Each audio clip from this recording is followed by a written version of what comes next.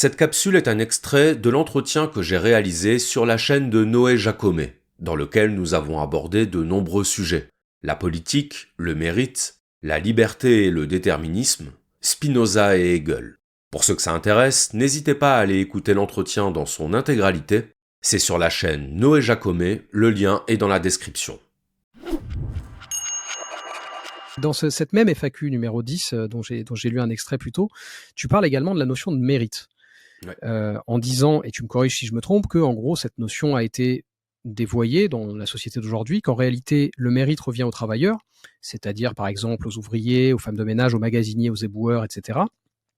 Et que donc si on veut défendre ces personnes, si on veut défendre les travailleurs au sens large, il faut défendre le mérite. Si je comprends bien ton propos, donc notre problème sur cette question, c'est pas la notion de mérite en soi, mais le fait qu'elle soit attribuée à des gens qui ne sont pas réellement méritants. Tout à fait. Avant de poursuivre et de te donner un peu ma vision à moi, déjà, est-ce que jusqu'ici tu es à peu près d'accord? Est-ce que j'ai pas trahi ta pensée là-dessus? Ouais, c'est parfaitement ça, et je brûle d'envie de développer ce sujet sur lequel je suis déjà revenu plusieurs fois. Mais tu as parfaitement résumé la chose, à savoir que pour moi, le mérite, qui est une notion communément accolée à la droite, à la pensée de droite, ben je pense que c'est une erreur. Et je pense que c'est une erreur de laisser cette notion à la droite, parce qu'en réalité, la droite qui promeut le mérite promeut un mensonge. C'est-à-dire que la plupart du temps, quand quelqu'un de droite promeut le mérite, en réalité, il promeut le privilège qu'il fait passer pour un mérite. Parce que le vrai mérite revient aux travailleurs. Mais j'ai réfléchi parce que je savais qu'on allait parler de ça dans l'entretien d'aujourd'hui. Donc quand ce sera le moment, si tu es d'accord pour m'accorder un petit tunnel de 2-3 minutes pour expliquer un petit peu ma conception des choses, je sais que je vais pas me faire des amis sur ce sujet, je vais alourdir mon dossier. Mais j'aimerais vraiment que des gens de gauche qui réfléchissent, qui ne sont pas dans ce militantisme obtus et dogmatique, précisément, parce que là, c'est vraiment le dogmatisme que je dénonce à travers ma défense, entre guillemets, de la notion de mérite, c'est de comprendre qu'il faut parfois sortir des phrases toutes faites. Le mérite n'existe pas, c'est une phrase toute faite, et j'aimerais montrer qu'en fait, le mérite existe, mais qu'il revient aux travailleurs. Déjà, je commencerai par une première distinction qui m'est absolument fondamentale et qui me semble ne pas être suffisamment faite, qui est la distinction entre le mérite et la méritocratie. Je m'explique. Pour moi, la méritocratie, c'est une fable. C'est un mythe. Quand je dis c'est un mythe, je veux dire, la société française contemporaine, pour moi, elle n'est pas méritocratique. Dans le sens où les personnes qui occupent des positions privilégiées dans la société ne doivent pas ces positions privilégiées à leur mérite, mais à leur privilège. Privilège, là-dessus, très bourdieusien, privilège de naissance, capital économique, capital culturel, capital social.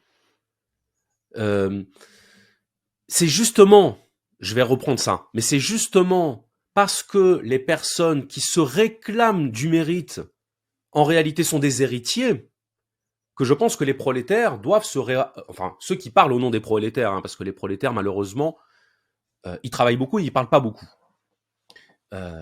devraient se réapproprier cette notion de mérite pour les accoler au prolétariat.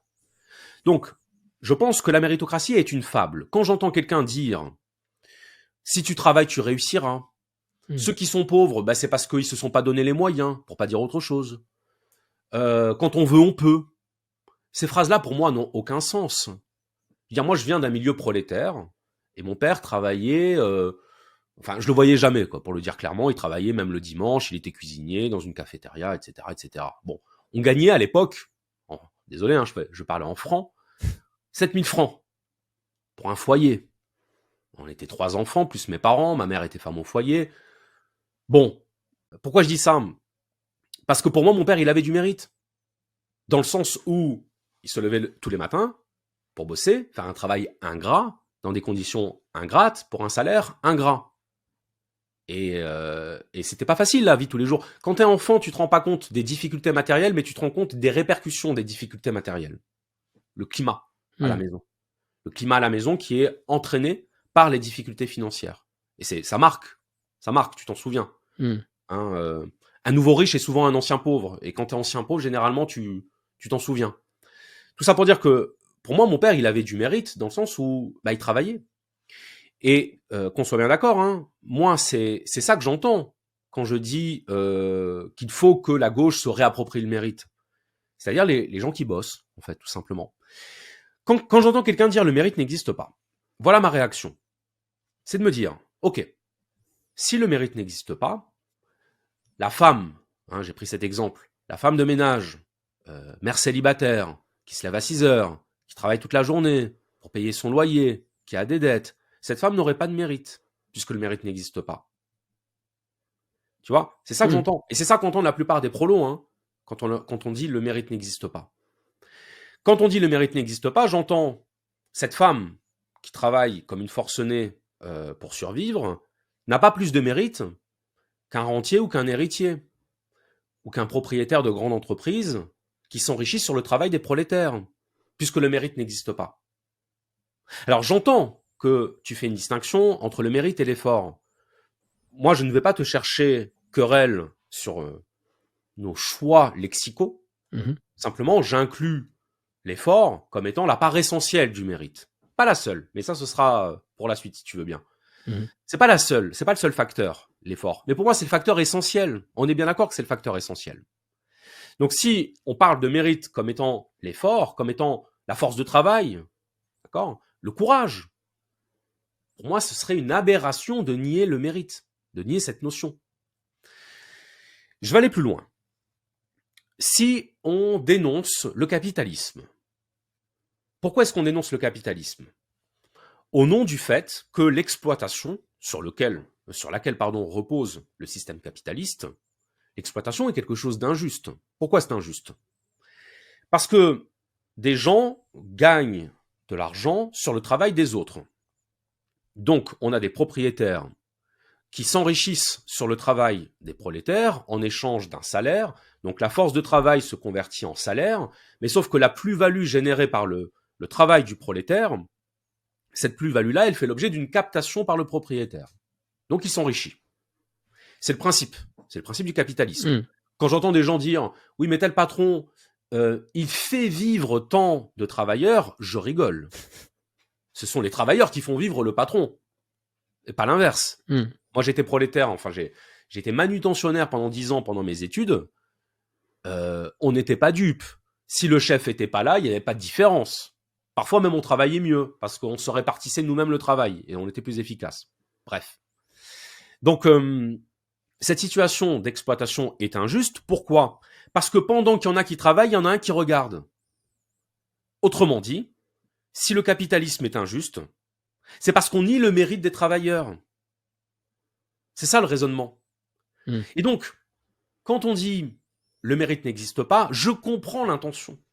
Alors je comprends l'intention. En tout cas, j'ai une manière de comprendre le raisonnement qu'il y a derrière, parce que j'ai souvent entendu, j'ai autant entendu l'un que l'autre d'ailleurs, la promotion du mérite que la dénégation du mérite.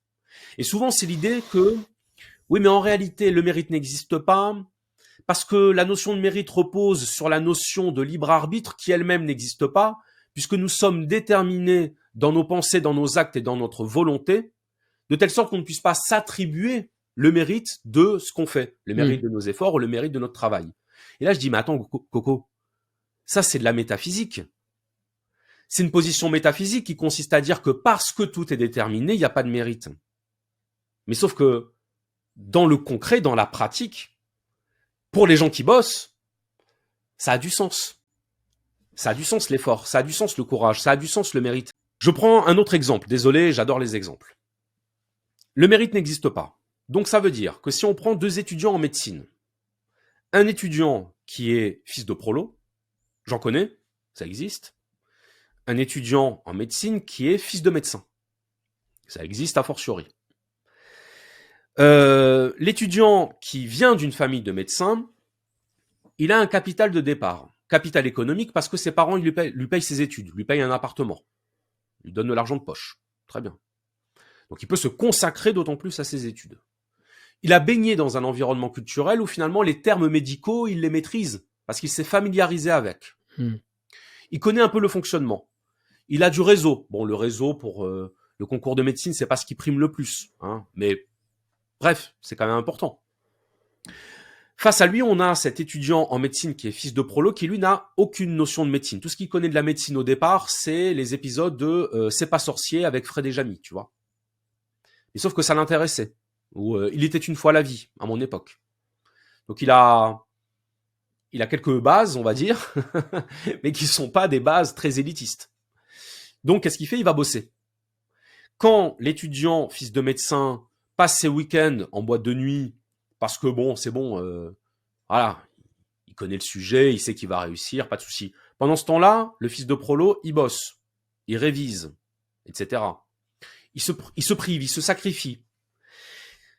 Si cet étudiant en médecine, fils de prolo, a son concours, qui oserait venir lui dire t'as pas de mérite? Qui oserait lui dire entre toi et lui, fils de médecin, il n'y en a pas un qui a plus de mérite? Je trouve ça indécent. Je trouve même ça insultant. Et je m'étonne que des gens dont l'axe central du combat politique consiste à défendre les travailleurs ne se rendent pas compte de cette indécence. C'est-à-dire que cette personne-là n'a pas de mérite. Quels que soient les arguments métaphysiques convoqués pour invalider, pour infirmer la notion de mérite.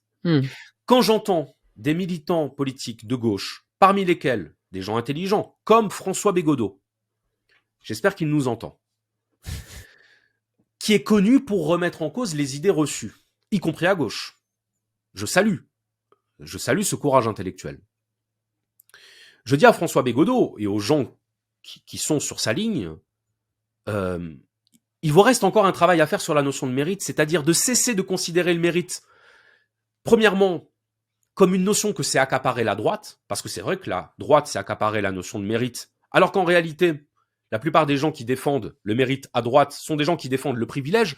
La preuve, leur porte-étendard, j'allais dire, c'est de défendre l'héritage.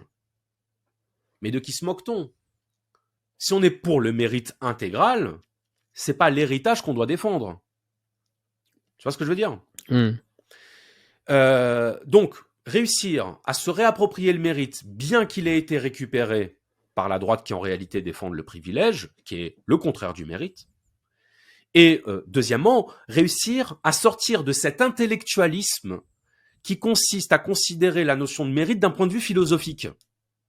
Parce que les gens qui bossent et qui ont le mérite, ils s'en foutent de savoir que métaphysiquement parlant, le mérite est une notion qui n'a pas de sens. De la même façon que quand des gens se battent contre des régimes dictatoriaux, si toi t'arrives et que tu leur dis « Oui, mais en fait, vous savez, la liberté n'existe pas. Vous n'avez pas lu Spinoza, vous le sauriez. Non, mais en fait, j'ai pas le droit d'être ouvertement homosexuel dans cette société, sinon je risque de mourir. » Oui, enfin, vous savez, personne n'est libre. Tu vois ce que je veux dire? Attention aux conséquences de nos grandes phrases toutes faites. Parce que là, on tombe dans le travers qu'on cherche à dénoncer, c'est-à-dire la pensée bourgeoise. C'est quoi la pensée bourgeoise? C'est la pensée détachée des répercussions matérielles de ce qu'on dit. Quand tu es un bourgeois, je comprends que tu veuilles te persuader que ton statut de bourgeois, tu le dois à ton mérite. Mais en réalité, tu peux dire que le mérite n'existe pas, ça va rien changer à ta condition. Alors que si on nie le mérite des travailleurs, qu'est-ce qu'il leur reste? Pour moi, il y a une peur d'employer ce mot qui est associé, qui est accolé à la droite. Et que donc, parce qu'il est accolé à la droite, plutôt que d'essayer de le récupérer, on va lui laisser en lui disant « Oui, mais de toute façon, le mérite, nous, ça nous intéresse pas, on n'en veut pas, gardez-le. » Et là, je dis attention, parce que c'est un outil conceptuel important. Et c'est un outil conceptuel important pour les gens qu'on est censé défendre. C'est-à-dire que si tu vas dans un milieu prolétaire, je te donne un exemple. Imaginons une scène fictive, un gilet jaune, en discussion avec le président de la République, et disons au président de la République, écoutez, monsieur le président, vous êtes bien gentil, mais vous vivez dans un palais, vous avez des domestiques, vous avez un salaire, vos frais sont payés, nous on bosse, on a des factures, l'électricité, à un moment donné, c'est nous qui avons le mérite. Nous, on mérite d'avoir des conditions de vie qui soient plus décentes, plus dignes, plus confortables. Là, j'imagine le petit militant de gauche, tu sais, qui écoute la discussion, qui dit pardon, monsieur le gilet jaune, vous avez raison, mais attention, le mérite, par contre, ça n'existe pas, parce que Tu vois? Mmh. Non, le militant à ce moment-là, il dirait rien, il laisserait passer le truc, et peut-être qu'au fond de lui, il réfléchirait, il dirait effectivement, c'est vrai que ce gars-là, qui parle et qui bosse, etc., c'est vrai qu'il a du mérite par rapport à quelqu'un qui en fait moins, Mmh. objectivement. Tu vois, quelle que soit la notion, enfin plutôt, quelles que soient les conditions matérielles du mérite. Ce que je veux dire par là, c'est que j'ai pris un exemple des étudiants en médecine. Même l'étudiant en médecine, fils de médecin, a du mérite. Mais sauf que celui qui ne vient pas d'un milieu médical a plus de mérite. Mmh. Et quand je dis ça, je ne suis pas en train de promouvoir une notion, euh, comment dire, dont je sais qu'elle va être récupérée par des bourgeois pour justifier leur position de classe. Mmh. Je suis en train de dire, vous, quand vous vous appropriez cette notion pour justifier votre position de classe, c'est illégitime et c'est mensonger. Mmh. En réalité, cette notion, si elle a du sens, si on peut me dire, elle n'a pas de sens, mais dans ce cas-là, si elle n'a pas de sens, ben, j'en reviens à ce que je disais tout à l'heure, comment on justifie de dénoncer les injustices capitalistes? Parce que le problème de l'exploitation, c'est ça. Le problème de l'exploitation, c'est qu'il y en a qui font et d'autres qui prennent. C'est ça le fondement. Enfin, Ouais. là-dessus, je suis très michéiste. Hein, désolé pour ceux qui pensent que Michéa n'est qu'un rouge-brun réactionnaire, tant pis pour eux. Il disait au début d'une de ses conférences, à la base de toute lutte anticapitaliste, il y a une indignation. Mmh. Cette indignation, elle n'est pas conceptuelle. Elle n'est pas conceptuelle. Elle est viscérale et, pour ceux qui aiment intellectualiser, elle est normative. On considère qu'il y a des choses qui ne sont pas justes, qui ne se font pas, qui ne sont pas correctes. La fameuse décence commune d'Orwell. Mmh. Quand on parle de revenus indécents, pour moi, il y a des revenus indécents. Mmh. Personne ne mérite, je l'ai pas fait exprès, personne ne mérite de posséder, alors je sais pas à combien s'élève la plus grande fortune du monde actuellement, mais personne ne mérite de posséder des milliards de dollars, quel que soit le travail qu'il ait mené. Mmh. En tout cas, personne ne le mérite si à côté de ça, il y a des ouvriers payés à 1 500 €. C'est indécent. Mmh. Donc moi, je suis partie prenante de la vision du monde qui défend les travailleurs. J'assume le caractère flou et approximatif, non conceptuel de certaines notions, parce qu'elles correspondent à une réalité, même si sémantiquement parlant, elles sont critiquables. Mmh. Tu vois, j'entends qu'on puisse critiquer la notion de mérite au nom de l'inexistence du libre arbitre Mmh. confère Spinoza, mais sauf que c'est de la métaphysique, encore une fois, c'est de l'intellectualité. Et qu'on on peut pas travailler sur le terrain de la lutte sociale et politique en ayant un prisme d'analyse avec des notions métaphysiques. C'est C'est pas intéressant. possible. Ouais, C'est ouais. pas possible. De la même façon que ceux qui disent oui, mais de toute façon la liberté n'existe pas, je vais leur dire je vais essayer d'employer des mots qui ne soient pas censurés par YouTube. Telle personne a subi des abus de telle ou telle autre personne, son consentement n'a pas été obtenu. Est-ce que tu vas répondre oui, mais de toute façon, consentement, pas consentement, peu importe, parce que la liberté n'existe pas. Mmh. Et ça m'indigne presque en le disant. Eh ben non, à un moment donné, tu vas en rabattre sur ta prétention intellectualiste à vouloir employer des notions qui soient métaphysiquement correctes, parce que dans la situation factuelle, concrète et pratique que tu analyses, la liberté, ça avait du sens. Et c'est là où je dis qu'il faut désabsolutiser les concepts. Mmh. Je vais prendre un exemple. Je glisse sur la notion de libre Ah, mais c'est arbitre très bien, c'est très bien. C'est ce et que de j'allais faire. déterminisme, mais je pense que ça permet d'avancer. Mmh. Donc, je suis spinoziste. Quand je dis je suis spinoziste, c'est je suis spinoziste comme toi. Je pense que tout est déterminé. Bon. Partons de là. Imaginons par exemple que, je ne sais pas si tu sais, la Terre est ronde. La Terre tourne sur elle-même. Bon. Elle tourne à une vitesse qui m'échappe là. Je sais plus si c'est Je sais pas dire non plus. 1500 km/h, je crois, ce qui est énorme, hein, Mmh. sur elle-même dans le sens anti-horaire. Donc elle tourne vers l'est. Si je me trompe, corrigez-moi dans les commentaires. Un déterministe, c'est quelqu'un qui va te dire Monsieur, vous ne pouvez pas marcher vers l'ouest. Savez-vous pourquoi? Parce que à chaque fois que vous marchez vers l'ouest, la Terre tourne vers l'est. Ouais. Je vais dire d'accord. Effectivement, vu sous cet angle, je ne peux pas marcher vers l'ouest parce que je suis pris dans un système déterminé qui se déplace vers l'est. Mais sauf que dans mon référentiel humain, où je peux parcourir une distance dans telle ou telle direction, marcher vers l'ouest, ça a du sens pour moi dans mon référentiel. Donc ça veut dire que la direction, la distance dans une direction est une notion relative à mon référentiel quand j'en parle. Et ça, je pense qu'on peut s'entendre là-dessus. Eh bien, je pense qu'il faut faire la même chose avec la liberté. C'est-à-dire qu'une fois que tu as compris que la liberté n'existe pas parce que tout est déterminé, position absolutiste, tu peux malgré tout reconnaître qu'il existe une liberté relative qui concerne le référentiel humain.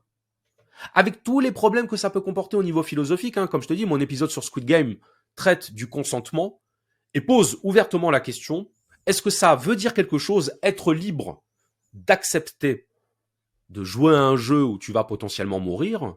Est-ce que ça a du sens de parler de liberté quand ce qui t'amène à participer à ce jeu, c'est une situation de détresse sociale? Effectivement, on a beau jeu de parler de consentement quand le consentement est aussi contraint. Et d'ailleurs, j'ai une théorie contraint-contrat. Pour moi, c'est pas anodin. Je fais dans cet épisode une analyse du contrat comme objet formel. Le contrat, c'est ce qui consiste à faire oublier les conditions qui ont amené à signer le contrat. Parce que c'est une feuille blanche sur laquelle il y a de l'encre. Et que donc, quels que soient finalement les facteurs, les causes matérielles qui t'ont amené à signer ce contrat, le contrat est là pour les faire oublier. Le contrat est là pour occulter les conditions du contrat. Tu signes. On veut pas savoir pourquoi tu es là. On veut pas savoir comment tu es venu. Si tu es venu en stop, si tu es venu en bus, si tu as galéré à mettre de l'essence parce que tu n'as plus d'argent sur ton compte. On veut savoir s'il y a ta signature en bas du contrat. Donc le contractualisme, c'est l'outil libéral qui consiste à se dédouaner de la responsabilité de l'injustice et de l'inégalité au nom du consentement. Donc c'est pour ça que Marx parlait de liberté formelle. La liberté formelle, c'est la liberté libérale. Tu as dit oui. Très bien, tu as dit oui. Donc, si je dis ça, c'est pour dire que le concept de liberté, c'est pas la panacée. Ça ne résout pas tout. Ça entraîne presque plus de problèmes que ça n'en résout. Mais à choisir, est-ce qu'il vaut mieux un consentement avec les difficultés qu'entraîne ce concept de consentement, ou est-ce qu'il vaut mieux ne pas de consentement du tout? Donc la sphère du politique, c'est la sphère du relatif. La sphère de l'humain, c'est la sphère du relatif. La sphère de l'absolu, c'est la sphère divine, disait Spinoza. D'accord? La liberté absolue n'appartient qu'à Dieu. Donc dire la liberté n'existe pas, oui, la liberté absolue n'existe pas pour les humains. Et alors, qu'est-ce que ça change? Tu vois? Donc je vois presque le même problème entre la querelle sur le mérite et la querelle sur le libre arbitre, à savoir des gens qui ont vu la matrice, qui ont compris que derrière le voile métaphysique de la pseudo-réalité matérielle, il y avait une loi qui disait tout est déterminé, et qui vont ramener cette espèce de vérité transcendante dans le champ pratique de la réalité des rapports de force matériels en disant « Oui, mais la liberté n'existe pas. On s'en fout. » Ok. Pour écouter cet entretien dans son intégralité, rendez-vous sur la chaîne Noé Jacomet, le lien est dans la description.